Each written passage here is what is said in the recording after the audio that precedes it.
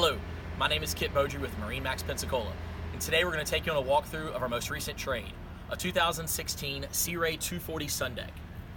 We'll start on the swim platform. You'll notice the manual submersible swim platform, which is a great feature boarding on and off of the boat, with children especially.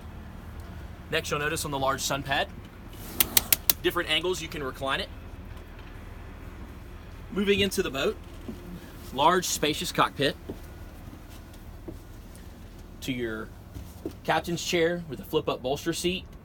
At the helm, we have a Raymarine A65 GPS chart plotter.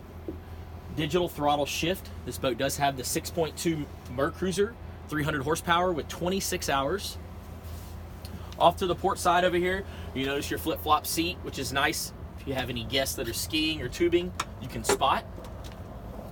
Port side here, you have your head with all of your covers and isinglass. Moving forward to the bow, you'll notice we have in place our bow filler cushion. It is removable.